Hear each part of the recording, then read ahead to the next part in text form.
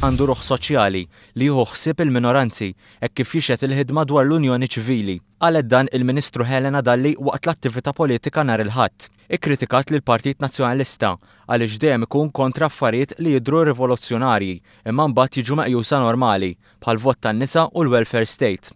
Innutat il-kontradizzjoni fil-Partit Nazzjonalista li ressaq mozzjoni biex ma jkunx hemm diskriminazzjoni fuq bażi ta' orjentazzjoni sesswali u mbagħad ma joħroġ minnu fih u jappoġġja l-liġi tal-Unjoni Ċivili.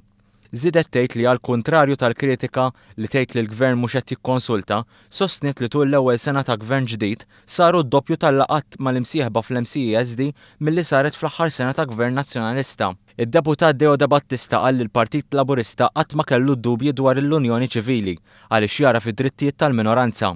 Żied li l-Gvern mhu jintroduċi xejn ġdid dwar l-adozzjoni hekk kif persuni gej waħedhom setgħu jadottaw la darba l-bord kien jaċċetta. Qal li fl-elezzjoni tal-Parlament Ewropew il-poplu għandu jiddeċiedi fuq dak li l-Gvern għamel f'sena u mhux fuq dak li għadu m'għamilx s'issa.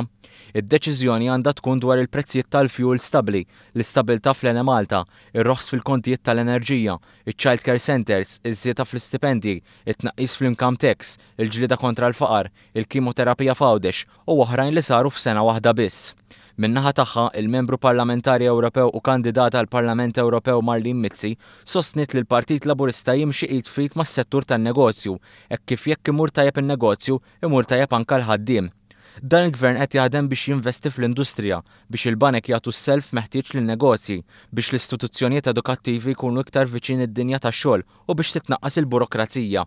Qalet li m'għandniex immorru fl-Unjoni Ewropea b'mentalità li aħna żgħar u ma niswew xejn għaliex Malta għandha vuċi li spikkat fi kwestjonijiet bħal dik tal-immigrazzjoni. Żiedet tgħid li l-Unjoni Ewropea hija mimlija sfidi, imma huwa f'idejna biex dawn l-isfidi ndawruhom f'opportunitajiet.